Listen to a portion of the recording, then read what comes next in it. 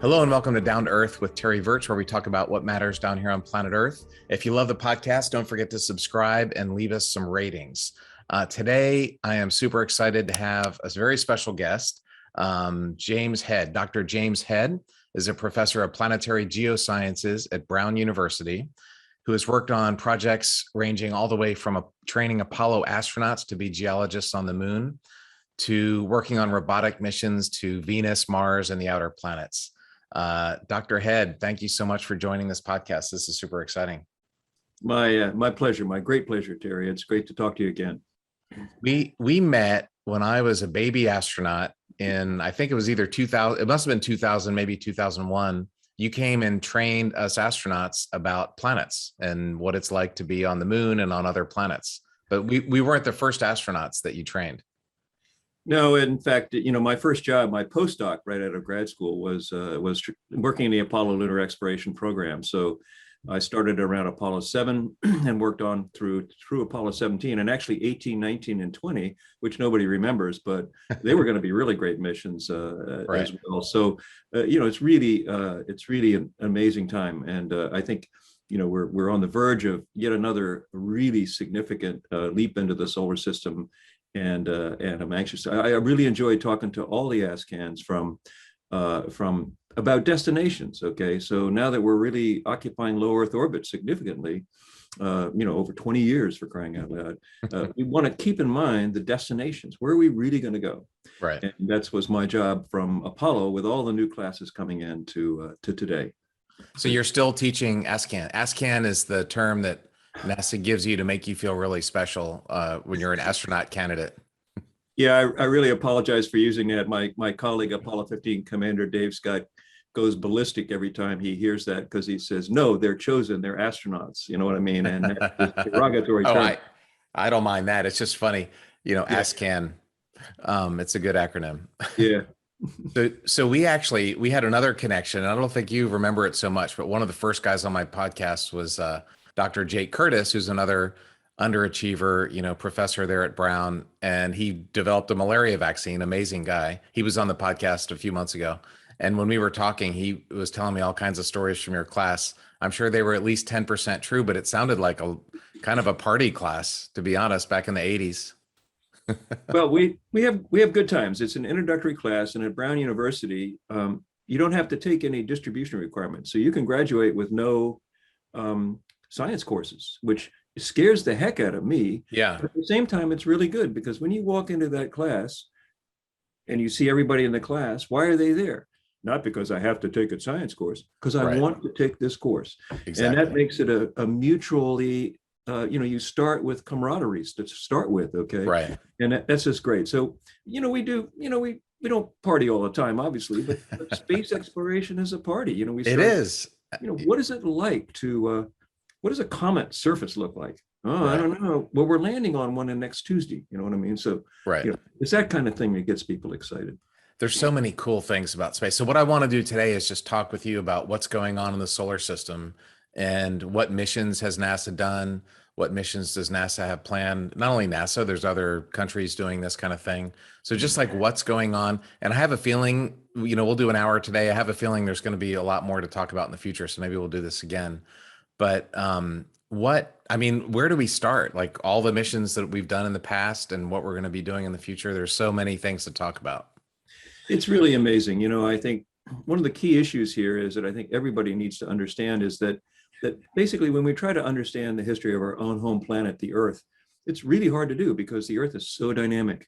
Right. Weathering, erosion, plate tectonics, all these things are recycling the Earth's materials and surface units. So how do we learn about, where we're going in the future with global warming and even beyond that?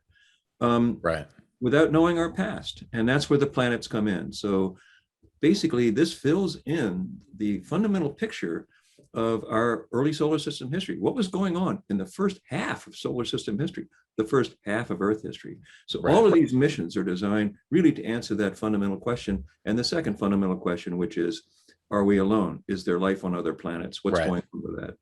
Right. Honestly, the robotic missions that NASA does, I'm a human exploration guy myself, obviously, but the robotic missions get me probably more excited because it's so cool. When I was a kid, it was when Voyager was happening. And so I used to wait. I always tell the story. I used to wait every month for my astronomy magazine, and I'd read it cover to cover to see what was going on Jupiter or Saturn. And I made a short film last year called Cosmic Perspective, and I want to get it turned into a TV series. And the point of it was about how space photography has changed our perspective of everything. And a lot of that has to do with these robot, Jupiter and Voyager. And now we understand what the solar system is. So I think it's an interesting thing to go back to the 50s or the 40s or the 18th century. And like, what has fundamentally changed about what we thought the universe was like, or the solar system was like, compared to what we know now. And probably a million things have changed, but like, what are some big things that have changed in our understanding? Well, I think that you point out the absolutely correct thing is that over the last several hundred years, our perspective has completely changed. And I think it's really important to go back to the fundamental aspects of Copernicus. I mean, we used to think, here's the thought, we're so acosmic that we thought that, okay, what? Oh, look, what's going on out there? Well, it all revolves around us. Right. It all revolves around us. Well, does that sound familiar here? You know what I mean? It's kind of like, yeah, that's what being human is all about. Right. And so in our personal lives too. Yeah, no, in fact, my wife, Ann, she's great. She will, what, I'll tell her, this student asked me to do this or, whatever. And she said, doesn't sound like they've gotten a call from Copernicus yet. That they're not the center of the solar system. You know what I mean? It's a great comment.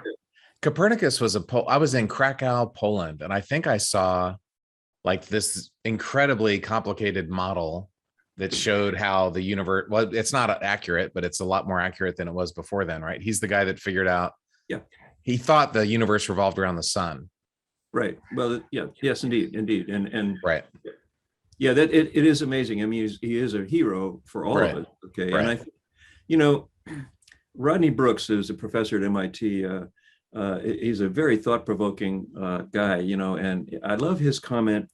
He says that Copernicus was a major step away from our self-imposed view of our specialness, okay, of our very special status. Okay, well, is there life elsewhere? Probably not, because, it was created here. We know that. Right. Okay? Right. And the funny thing he says is that, 200 years ago, we began to retreat from specialness. Okay, each step of the way, each one of these new missions, he called it, actually now it's a route from specialness. Okay, I mean, like, there's no way. Okay, there's no way. And I think each time we see this, and the more we learn about space science, also about biology, where, we used to think that, humans were, well, basically when I was in high school, my high school biology teacher challenged me to prove that animals actually think. And I think, they do. I watch my dog. Look what my dog does. She said, okay, prove it to me. And, that's a good example. For years we've thought, oh, we're special. We reason, we think, and animals don't. That's the biggest fallacy going. Humans are just another animal. Okay. And we're a little more advanced, but basically, we have thumbs. That's a big help. Yeah. Indeed. That's so profound that we used to think that the universe revolved around us, and think about how difficult it is to come to that intellectual thing. Well, first of all, there was a lot of church interference, obviously, that guys would get burned at the stake occasionally for saying the wrong thing. But even intellectually, like, that's not an easy thing. If you look out, you can see stars move, you can see over the seasons, that it really does look like things move around Earth. And I want to talk. So in this movie, we got some footage of the moon. Like, if you think back to Jules Verne or the early movies, like the silent films about what the moon looked like, they were all these big spires and stuff. So we didn't even know what the moon was like. It's, if you look at a picture of the moon from Apollo, it's very different than, a comic book from the 40s. Yeah, they're very much so. And in fact, when you take a look at basically when I started working for NASA on the Apollo program, I mean, basically we had Earth-based resolution images, which is about a kilometer. So could be jagged, could be not. And that's one most people don't know this, but 21 robotic missions were sent to the moon by the United States prior to the time Neil Armstrong put his foot down on the moon. Right. Why? Because it just, is it rough? Is it smooth? Are we going to sink deep into the dust? Yeah, some people thought, what did you think? Did you think they were going to sink in? That was like a thing, right? People were worried that they would just go down in quicksand. Yeah, absolutely. A physicist from Cornell, Tommy Gold, had hypothesized that in fact they would sink in. NASA spent a lot of money. We sent surveyor spacecraft to land in different types of terrains, and they didn't sink in. And I didn't think that we were going to sink in, but on the other hand, human lives are at stake here, and we better do something to let us know. If not completely sink in and disappear, right? Then how much? And it was funny, real quick. Sorry. Go ahead. One of the funniest things I've ever seen was that Tommy Gold believed that the dark lunar moria were formed from dust coming down from the highlands and filling in the lowlands. And he would never give up on that idea. And after Dave Scott, the Apollo 15 commander, came back from the moon, we had him do a special session where he chaired the special session of our Lunar and Planetary Science Conference. And he gets up and introduces Tommy Gold to give Tommy Gold's paper. Tommy Gold gets up there, a couple thousand scientists there. Right. Tommy Gold gets up and says, sure, look at these pictures from Apollo 15. It proves that the dust came back down. And everybody's like looking at Dave Scott, looking at Tommy Gold. Tommy Gold has no clue that the guy standing next to him has just been to that moon. And he says, Dave Scott just said, okay, gee, I guess I'll just have to go back and take another look. And the crowd went wild, and Tommy Gold had no idea. Oh my God, that's low situational awareness, as we would say in the F-16 yes, community. Totally. Zero. That's funny. Yeah. Well, so you mentioned something briefly that's so profound. I think a lot of people may not understand it, but the idea of plate tectonics is it's one of the most important concepts, because a place like the moon, or most planets that don't have it, are like history museums of what everything used to be like a long time ago. And a place like Earth, because North America goes under the Pacific and whatever, it takes a couple 100 million years, but we really don't know what happened on Earth, because those old bombardments of meteors and craters get sucked under the ocean and they're gone forever. Is that right? I mean, that plate tectonics is correct. It's absolutely correct. And we don't even know how plate tectonics started on the Earth. It probably didn't start out originally. It happened somewhere along the line. This is where the planets are going to help us understand even how that started on the Earth, which is really profound. So you're absolutely right. It gives us really good perspective because it basically, the record of that early first half of solar system history is frozen in on the moon, Mercury, and Mars. Not so much on Venus. Okay, very different picture on Venus. Not like the Earth, and like the Earth in many ways, but not like the Earth when we got there with Magellan and took a detailed look. Are there plate tectonics on Venus? Well, that's a good question. And one of my colleagues from MIT many years ago, Tom McGetchen, one of my personal heroes, a really great scientist. We hung out so much, and we would say when a new mission came up to go to planet whatever, we would try to figure out what it was likely to see. What do we want to know? What are the questions? What are we likely to see? So it could be this, could be this, could be this. And Tom would always say, don't forget D, none of the above. Okay. And because, hey, why are we exploring? Not because we know what it is. We're exploring because we don't know what it is. Right. And Venus turned out to be D, none of the above. He said, oh, it's the same shape, it's a position in the solar system, size and density as the Earth. So maybe it's exactly like the Earth. Maybe it has plate tectonics. So is it like plate tectonics, or is it like the smaller terrestrial planets like the Moon, Mercury, and Mars with an ancient surface? Well, it turned out to have a very young surface, same rough age as the Earth, but no plate tectonics. Well, how do you do that? Whoa, back to the geo drawing board. Okay. D. So we don't know. Yeah. And that's why there's 5 missions going to Venus in the next decade and a half, because these are really fundamental questions. So Magellan was a radar mission that mapped, and radar basically maps the surface. It's like Google Maps. Radar doesn't tell you really what it's made of, right? Or temperatures. It's like position. That's right. Basically, you get radar images. Okay, so Venus atmosphere is very dense CO2. It's 100 times denser than the Earth's. You can't see through it at visible wavelengths, so we have to use radar. But with Magellan, we got about 99% of the surface at hundreds of meters, couple 100 meter resolution. It took us 5 years to make a geological map of the whole planet, which it's sort of like asking, oh, drain the oceans and make a map in 5 years. But we did it. Okay. And it was just incredibly remarkable. I mean, that was like in the 80s or 90s. Was that a shuttle launch mission? Yes, it was. It was early 90s. Yeah. Mm-hmm. Yeah. So, but Venus is really interesting. So it's kind of been ignored. The Soviets actually landed some Venera probes, and they actually got pictures from the surface for like a couple seconds, right? Oh yeah, no, I think people, again, this is part of our acosmic view. Right. We have a cultural view that, oh, space, that's all US.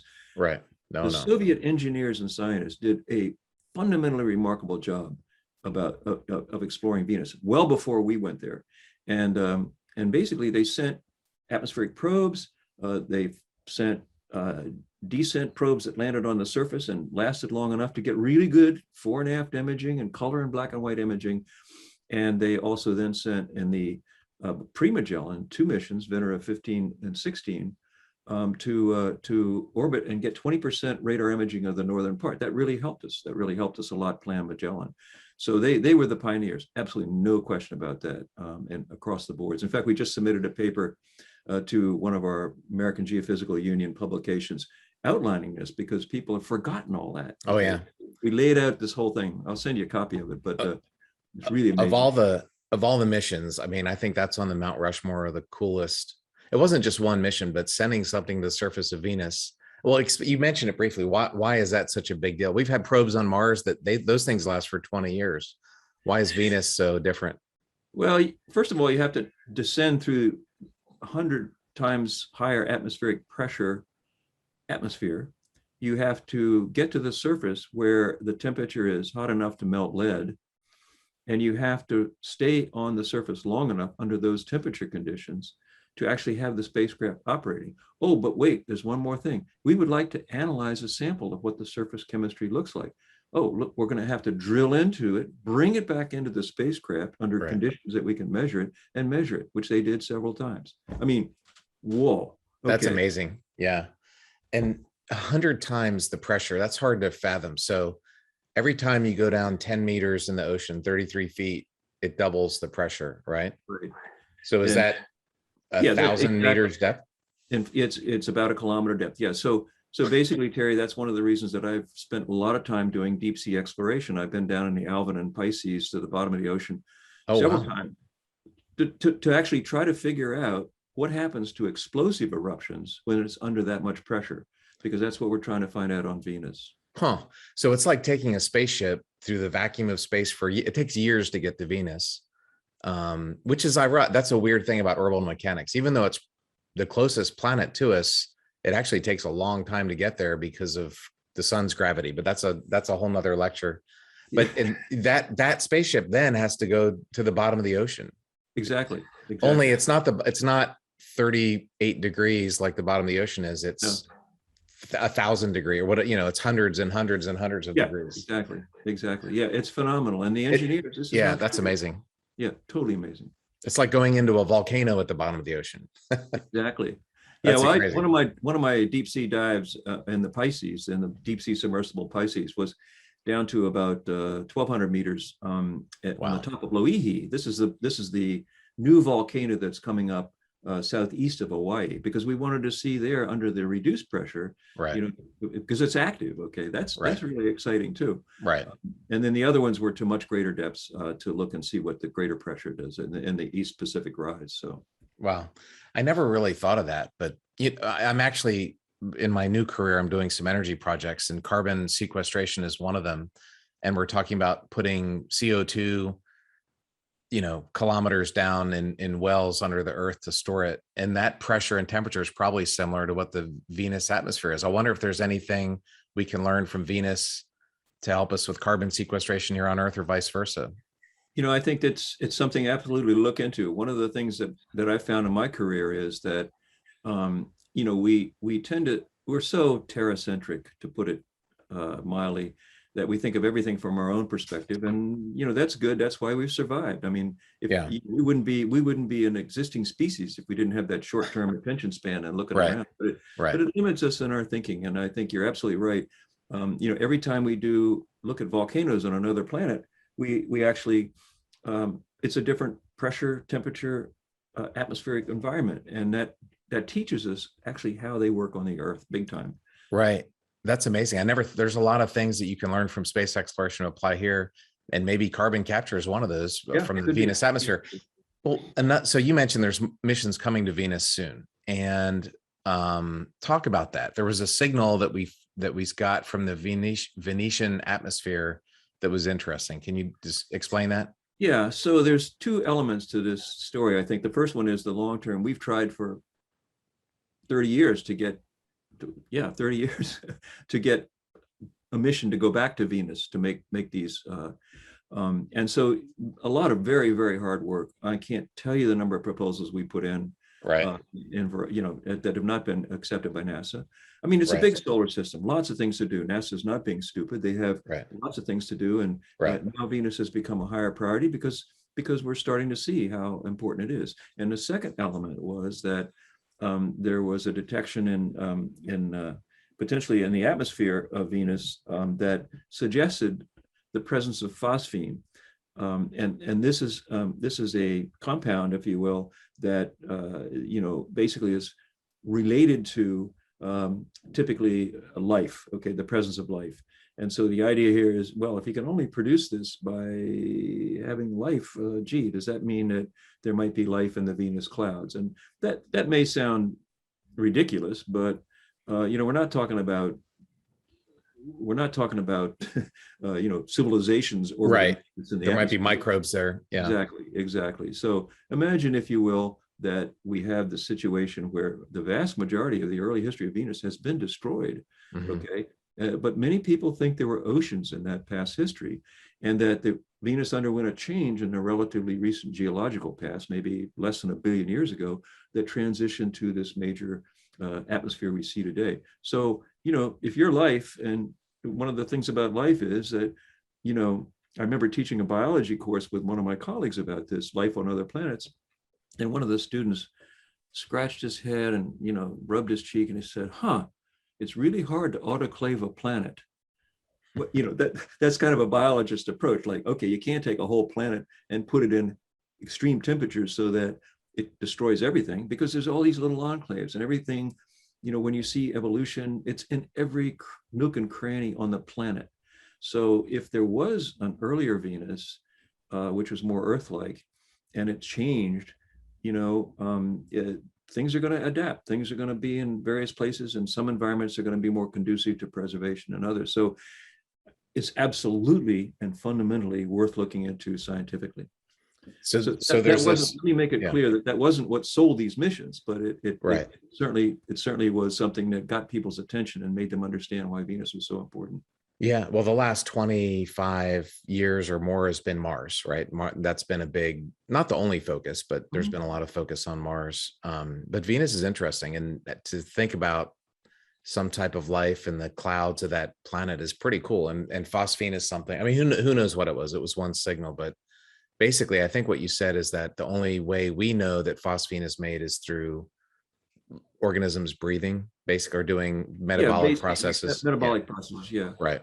And I think, this is such a great thing, because at Brown, we have an excellent engineering program where, the students have do projects on design projects. And we're now designing, we have a project that one young woman has headed up, which is a Venus airplane to put the sensors in orbit. It's basically solar powered, so it goes up and down in the atmosphere and can make these measurements. She's now at Georgia Tech doing her engineering degree in space science, and it's fantastic food for creativity among the students. Yeah, that's cool. Venus has another weird thing. If I remember from grade school, the days are longer than the years, or something like that. It rotates. It's two bizarre things, actually. It rotates extremely slowly, Right.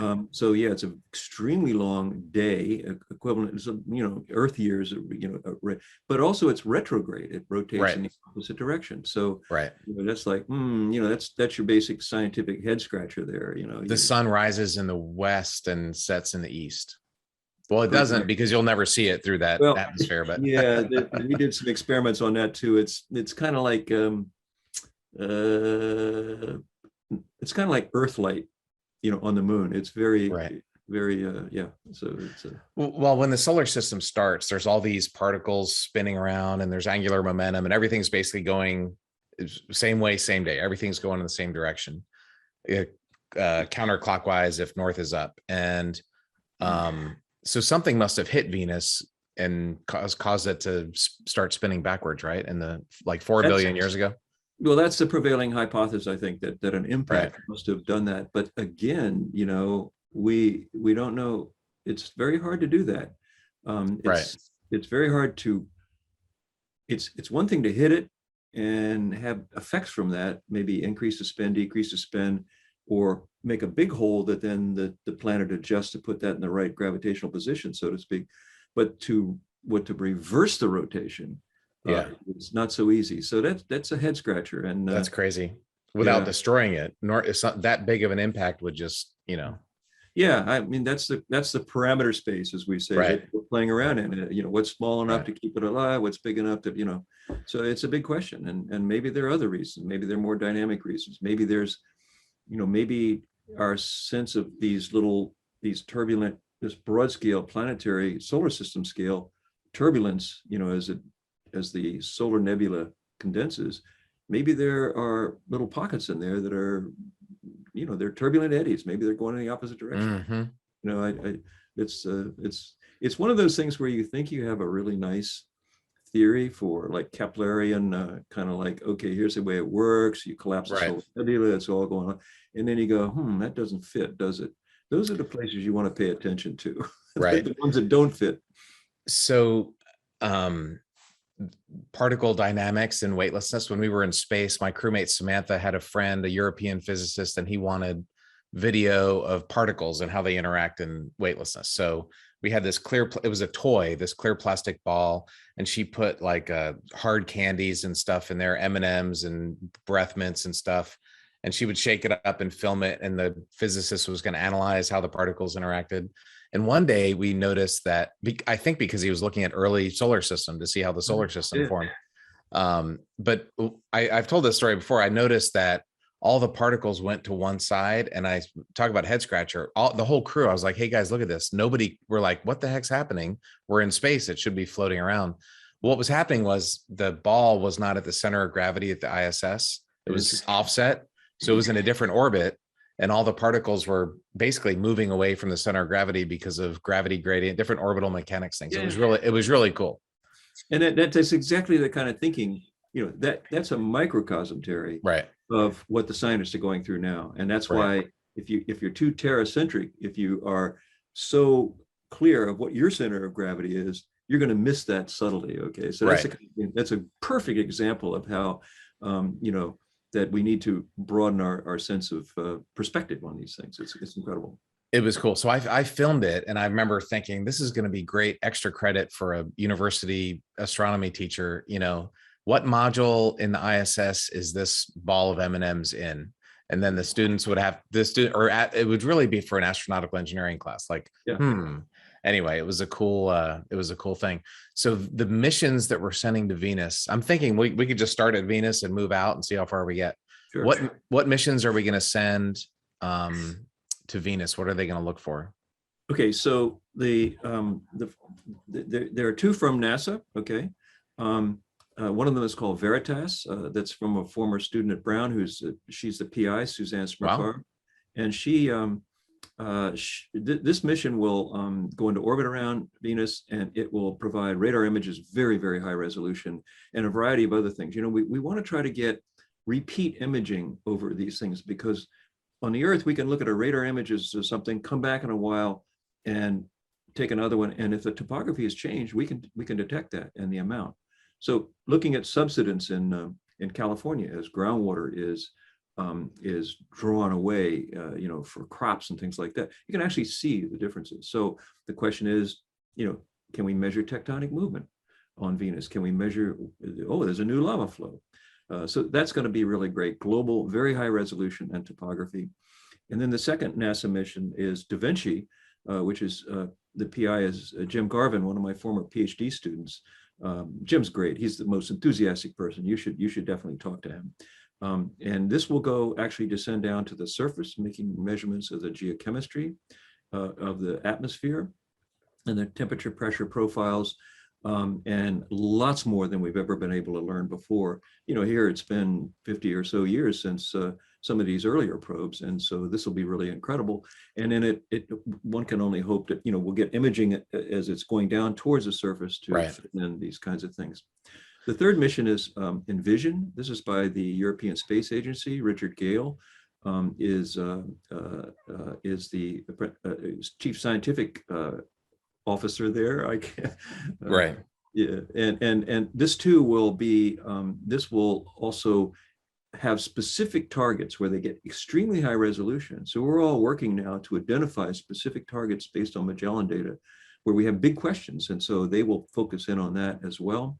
And then the last mission is a little later on, partly overlapping these, which is Venera D, which is by the Russian Space Agency.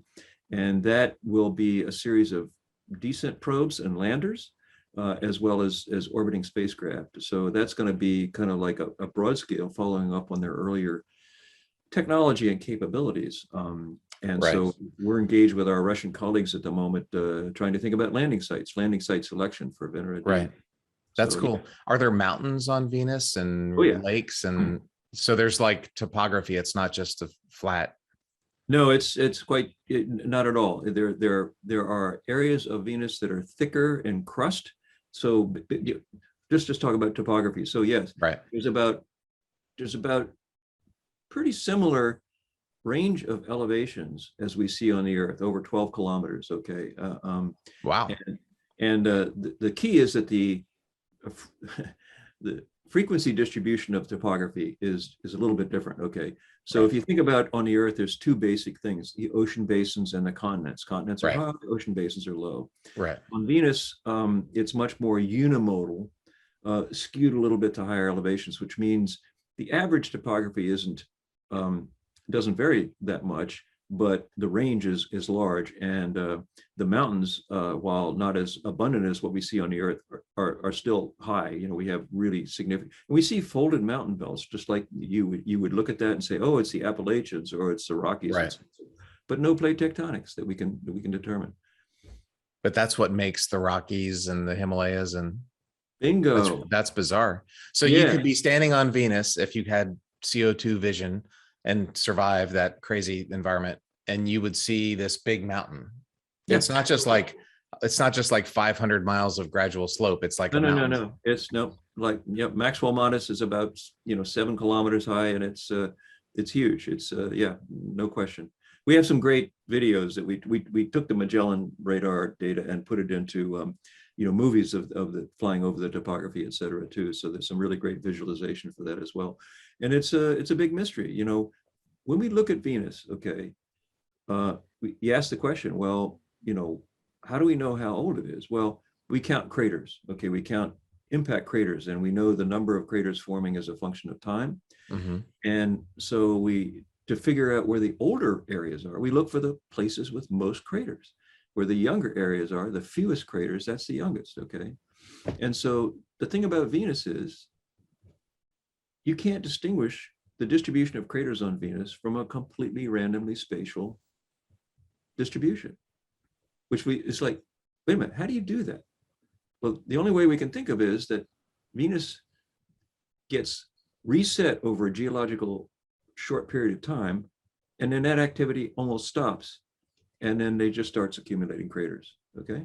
So craters happen there, even despite that thick atmosphere. That's true. Yeah.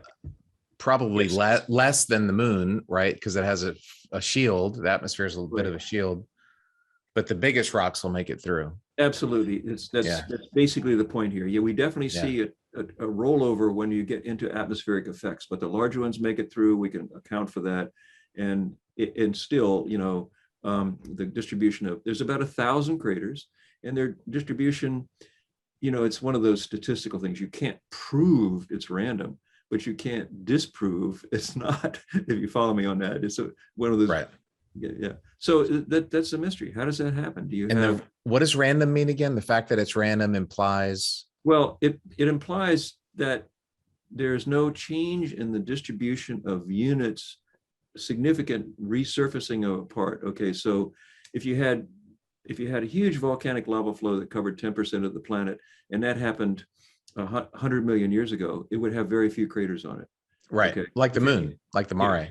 Yeah, right, exactly. So the Mare has many, many fewer craters, even though it's 3 to 4 billion years old. Right. So, yeah. But there was a lot more meteors 4 billion years ago than there were 2 billion years ago. Right. That's accounted for, but basically, yeah, it just it's as if you, it's like a classic tabula rasa. Okay, you just wipe the slate clean and then start again. Is there volcanism do they have volcanoes on Venus? 80% of the surface of Venus is covered by volcanic deposits. There are probably of the order of 30,000 small volcanoes, probably many, many more small volcanoes across the surface. So absolutely. And that typically underlies the impact craters, okay? And yet we do see evidence that we think Venus is active today. We've seen some evidence from thermal images that suggest that there are hotspots where we see good evidence geologically for volcanic activity. So this is, again, wow. How does this whole thing work? This is not your grandfather and grandmother's Earth. This is right. Weird. Okay, it's really interesting. You know what? Kamchatka, the peninsula in Russia.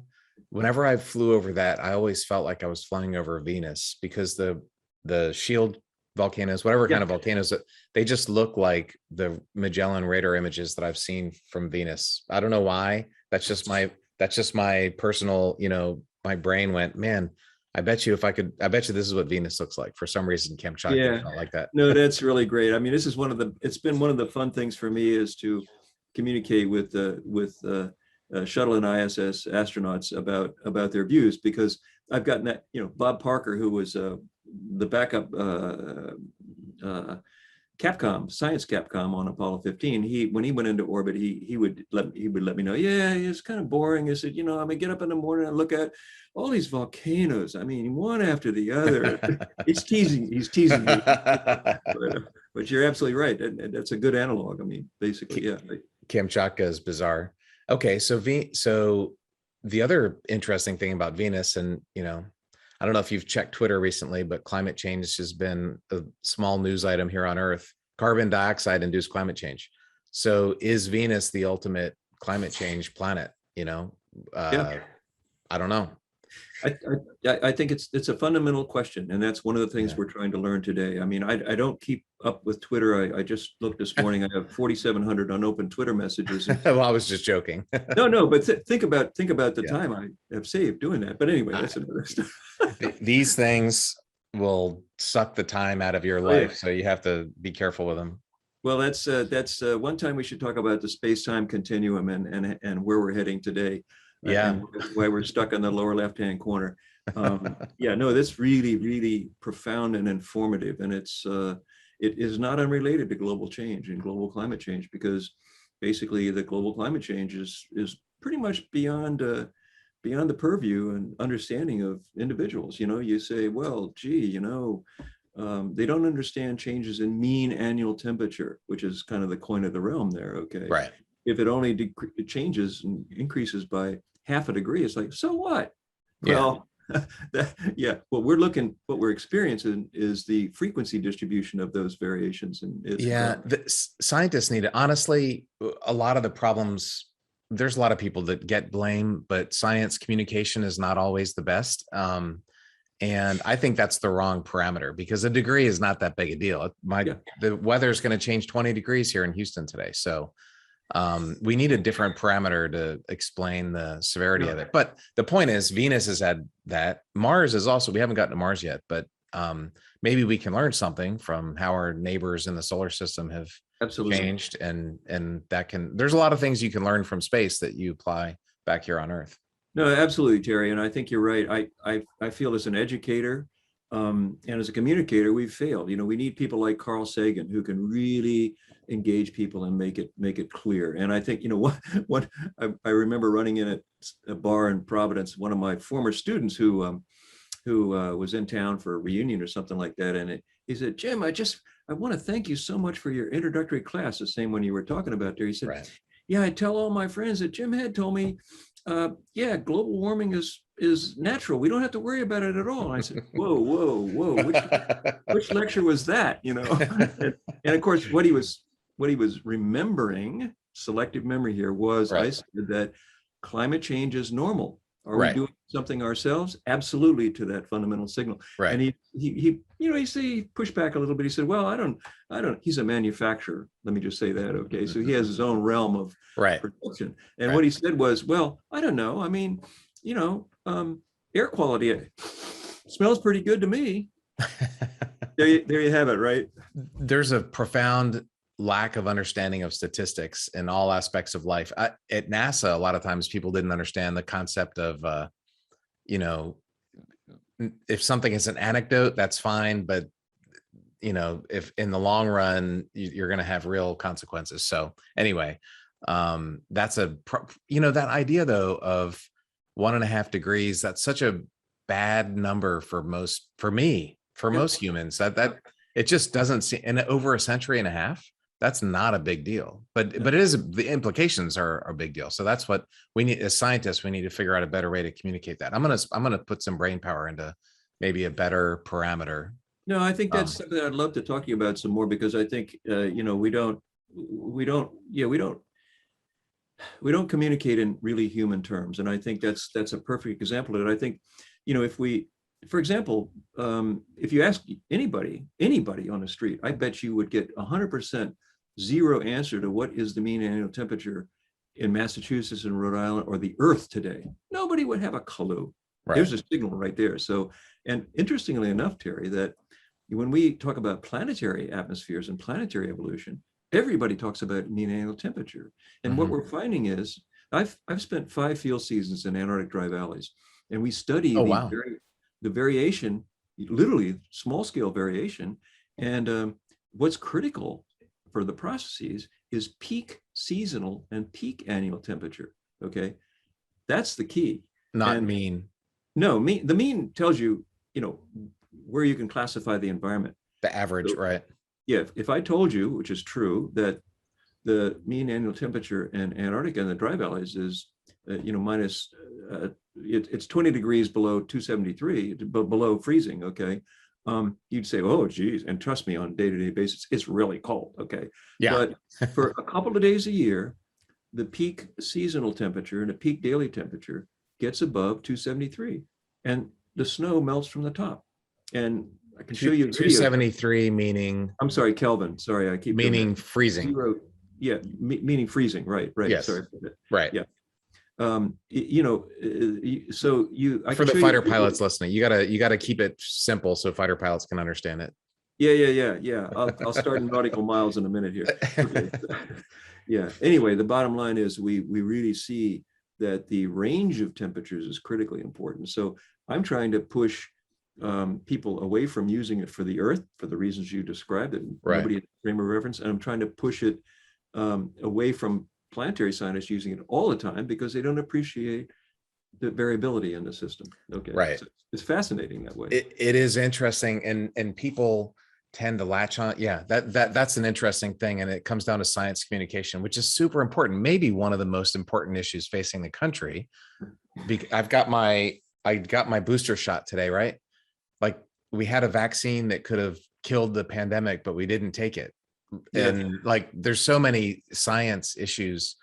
People ask me all the time, is the Earth flat? I'm like, well, Archimedes, like the Greeks figured that out about 2000 years ago, which is pretty ingenious, by the way. They measured the shadow length I think they measured shadow in Athens versus Cairo at the same time of day or something. Yeah. And my wife was telling me, and she was reading up somewhere along the line where it was like, okay, there's a term for people that they actually paid in those days from walking from one of those poles to the other. And they weren't called pacers, but something like that, because they knew their pace and they could measure the distance. Okay, go to Athens and tell me when you figure out what the blah blah blah and the distance, etc. Fascinating. They got it really close. It was amazing. 2,000 years ago. That was amazing. Yeah. Yeah, and I think this is a real problem. I mean, it's critical thinking.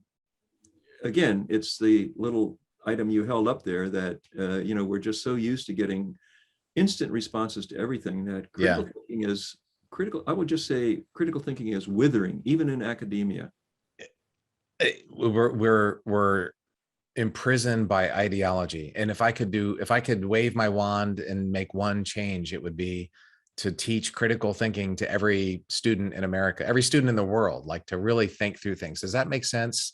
That is so important. And that's your job as people at Brown. Hopefully they're coming out with critical thinking and they're not just trapped in their ideologies, because we need to get that right.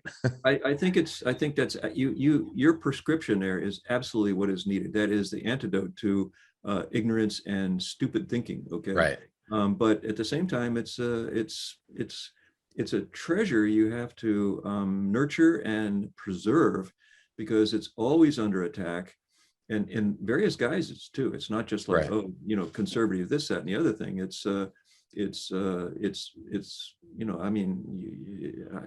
It's more liberal groupthink. That'll do it too. So that's an interesting thing. So we're taking this tour of the solar system. Venus is way more interesting than I thought. As a kid, it was like, it's this dead planet, there's nothing there, and there's really lots of cool stuff there. And I wanted to go from Venus out, but we kind of skipped Mercury, which, by the way, you could see Mercury to Saturn from space. And I saw Mercury all the time. I've got pictures of it.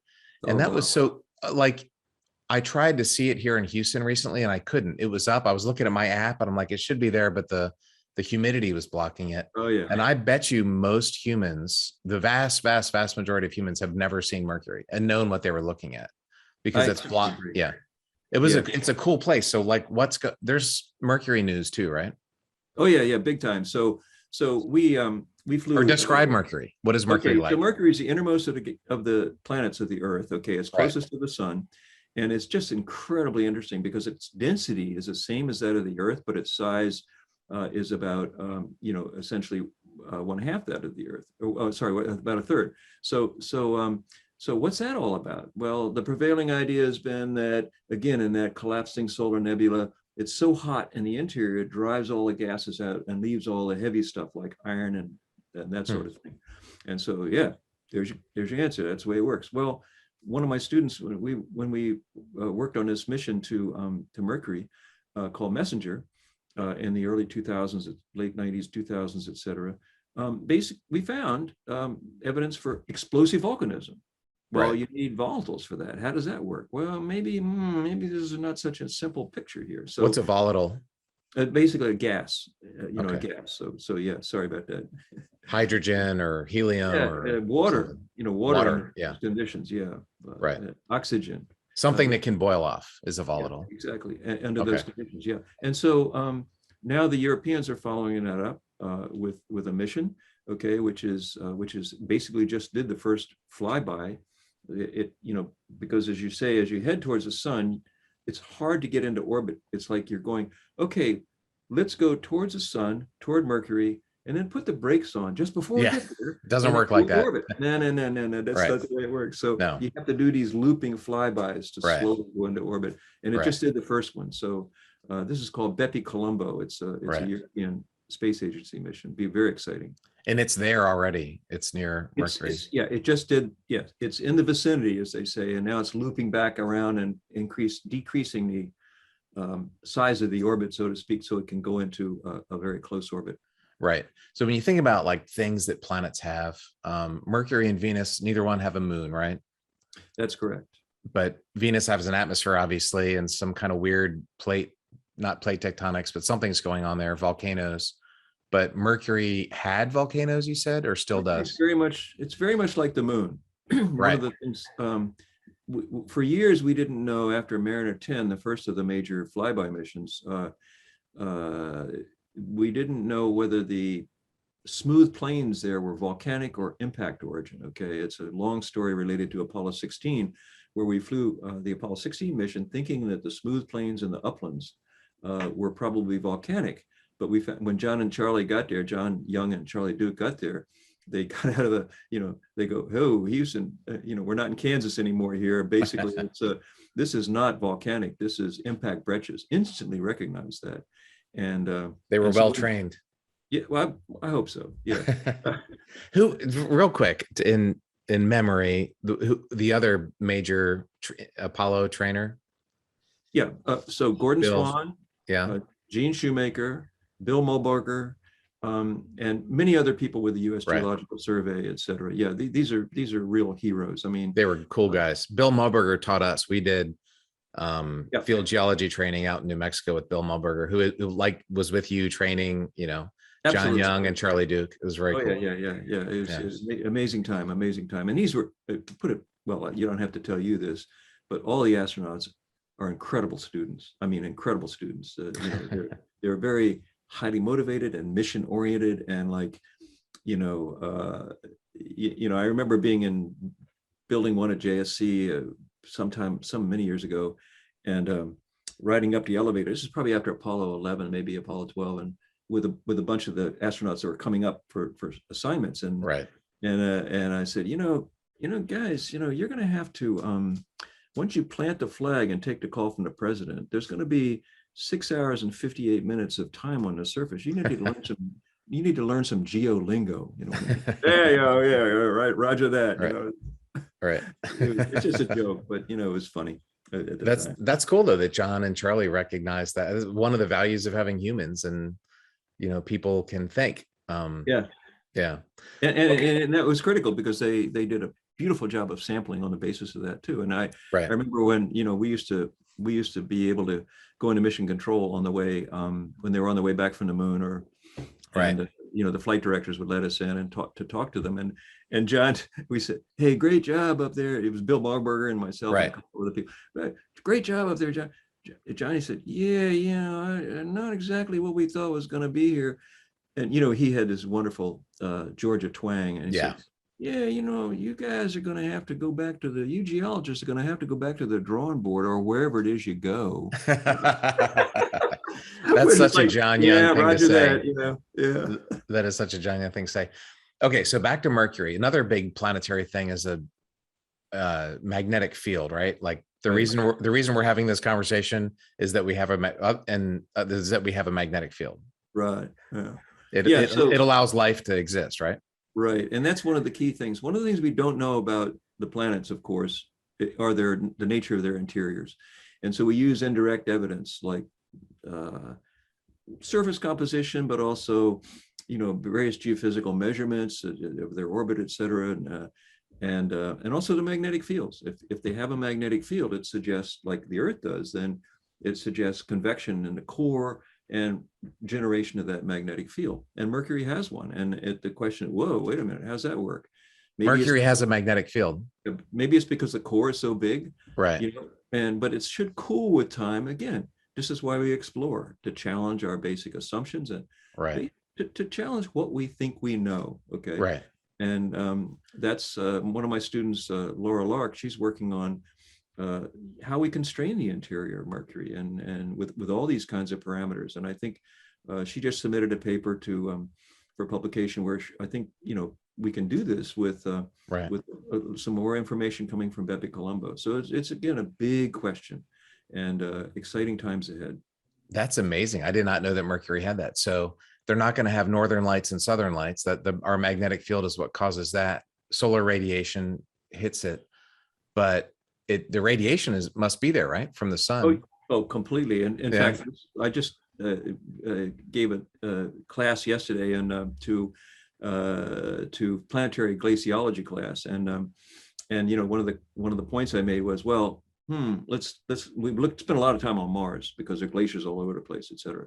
But I said, okay, so do we have glaciers on Mercury? Well, how could we with, with temperatures that are way beyond lead melting? Right. And the answer is that they're permanently shadowed craters in the polar regions. And that means that because you don't have an atmosphere, that light doesn't get into the crater. Right. Any gases that come out of the interior or come from comets go to these cold traps and they condense and they stay there. And we see that. And that's cold. Talk about cold. You were talking 273. Yeah, way cold. It's way hot because you have the solar illumination. Right. But you don't have any atmosphere to convect that around. Right. And then you got, close to absolute zero in the cold spots. In the shadows. Yeah. Yeah. And so it's a fundamentally good exercise for the students to think about what the effects are there. And so, because we do see the ice, we see a lot more ice in the Mercury craters than we see on the moon, but we're going to the moon to mine all that water. Right. I hope so, but we'll see. I'm not a fan of the water mining. We'll have to, when we get to the moon, I definitely want to talk about that. But talking about temperatures, people say, well, how hot is it in space? And it's the wrong parameter because there's no atmosphere, right? It's like, today's a cold day in Houston, it's 50 degrees out. So I can go out in 50 degrees in a t-shirt, bring the trash cans in, it's fine. If I jumped in water that was 50 degrees, I would scream like a little girl, like it's the same temperature, but a lot more thermal inertia. Yeah. And in space, there's no thermal, there's nothing to, unless you're touching something, there's no real temperature. It's kind of a meaningless concept. I felt that, Jim, on my spacewalks. Normally I felt normal. The suit kept me a normal 70-degree temperature, but the engineers warned me one time you're going to feel hot in this spot and another time you're going to feel cold. And they were on the front of this ISS. It's all black on PMA2 and blah, blah, blah. I was working and all of a sudden it was like this weird heat. It was tingly. Like my hair was standing up or something. And I knew it was heat. I just had never felt heat like that. It was a really bizarre thing. And I looked out and the sun was there and it was like the same spot. I thought, and I moved and then I felt normal. And then another time they said, you're going to feel cold and you could pull this big thing and it turns on glove heaters to warm your fingers up. Cause I was starting to freeze because I had been in the shadow for a long time. And I looked over and the sun was about to rise and boop, the sun popped up and like instantly I was not cold anymore. It was amazing how fast the sun. That's amazing. The Apollo astronauts described to me when they got back about when they would walk behind the lunar module, they would feel that just like you did. Right. There was also, night and day, so to speak, big time night and day. Right. And they also talked about the reflected heat too. So there's just, heat is an interesting thing. It's not like normal heat on Earth when you're in space. Exactly. They say, when the shuttle hits the atmosphere, when any object hits the atmosphere, it gets several 1,000-degree plasma. It's not even gas. It turns the air into plasma. And you could see this orange fireball and it was flowing over the shuttle and exploding like right over the overhead windows. And it was like a strobe light inside because we were at nighttime when we came in. If you ever come back to Earth, I recommend doing it at night because you can see that plasma. It's pretty cool. I'll make sure I get that reservation for sure. Yeah. That's my recommendation. So, and I was looking, there's this window and right in the pilot seat. And I remember thinking, it's thousands of degrees. I wonder if I can feel that. So I took my glove off and I put the visor down and I leaned up and I could hear this like really faint scratching noise. It was weird, but I could hear it. And I put my hand there. I couldn't feel any temperature. And I think part of it is because that air is, even though it's thousands of degrees, it's basically zero pressure, right? It's really super low. And there's a couple layers of glass. Maybe that was it. So there's no science there. It's just anecdote, but I tried to feel the temperature. I couldn't feel it. Yeah, there is science there. It's just that I don't understand it. So yeah. Yeah. Right. There's some science was happening there. It's pretty cool. Yeah. But that's really good. This is the kind of thing, this is what I try to encourage my students to do and my kids actually, when they were smaller, is like, okay, curiosity is incredible, but you want to stay in that range between curiosity killed the cat and learning something. Do you know what I mean? Right. It's a very wide space, but right.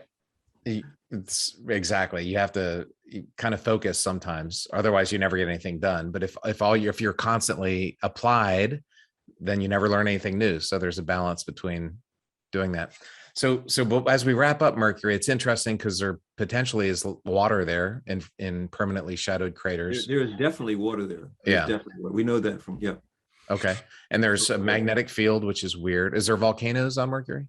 It's interesting. There's a lot of volcanic activity with plains like flood basalts. Okay. Right. But what we don't see are the big volcanoes like Olympus Mons on Mars. We don't see the thousands of volcanoes like we see on Venus. Right. And that's telling us something about how the lava is coming out, how much is coming out with time, where it's being stored in the subsurface. And that's another thing that Laura Lark and I are trying to reason out here, so we can have some tests for Bepi Colombo when it gets into orbit. So flood basalt, you mean like the lava comes out and it runs down and then it makes flat because when it cools, it's hot liquid, and then when it cools, it just turns into this flat plane or whatever. Right. So it floods all the lowlands. It's coming out at such a high rate that and then it stops, and it doesn't keep, little volcanoes, little eruptions build up these big volcanoes. Big eruptions like the Columbia River basalts in the northwest part just paves half of the state of Washington. You know what I mean? Right. And so that's the kind of thing we're talking about. We think is going on. It's what we see, and then we think it's due to the fact that for reasons we don't understand, the thing is, the core of Mercury is so big compared to the whole diameter of the planet that that the mantle where the lava is created is very thin relatively. Right. So maybe the scale length of how that convects and how that, maybe there's something different there. So this is the beauty of the comparative planetology. It's like you made an experiment to study the Earth's evolution, but let's vary size, let's vary density, let's vary position of the solar system. You couldn't have a better experimental platform to work with. Right. So it's almost like a history lesson in how solar systems are made or what happened at the beginning. Yeah. Absolutely. Yeah. Absolutely. It's very exciting. And that's why, we're not going to say, hey, we learned everything. People accuse scientists of trying to get job security, because we always say, each thing we learn raises new questions. Well, but it's true. One of my friends, Lionel Wilson from UK, we were sitting in my office one day, and one of my students came in. She was looking for a master's thesis topic, and she said, she looked at all the books on my bookshelf. You could just see her scanning. I just can't think of anything unique. And Lionel, without skipping a beat, said, "Oh, don't worry. Almost everything is not yet known." And it's like, there you go. That's another one of those things. Oh, look how much we know. I remember when I was a kid, there was this like, oh yeah, the last person knew everything died in 1402 or something like that, which is of course insane. But that was kind of like, as kids, we were running around, whoa, do you know everything? No, the last person died in 1402. Who knows? You know what I mean? Who knew? I love that. I'm taking notes here, just like I'm in class, and I've got that quote down. That is a great quote. Well, Jim, look, I wanted to talk about everything happening in all the planets, and I think we're gonna need to do this again. Was that okay if we do that? That would be wonderful. I'm sorry, I've got to go. We're trying to send another mission to the moon, so we have a telecon now to formulate final plans here. So let's do it again. We'll get to the moon, Mars, and then we'll go out to the outer planets. This is super fascinating. Thank you so much for the time. Don't forget exoplanets, because that's the new comparative planetology. Okay, big time. We have 50 Venuses out there. A few years ago, one of my colleagues came to me as an astronomer. He said, "Jim, I have 50 Venuses. What do I do with them?" "Oh, you come to the right place." "I don't know, but we'll figure it out." Right? The solar system is amazing. And this is a privilege for my listeners to get a Brown University professor talking about all this cool stuff. So thank you for that. Thank you, Terry. Your questions and your perspective of having been in orbit and beyond is great. Thanks so much. It's fun. So we'll if you like the podcast, subscribe and give us a rating. Down to Earth with Terry Virts. Thanks, Jim.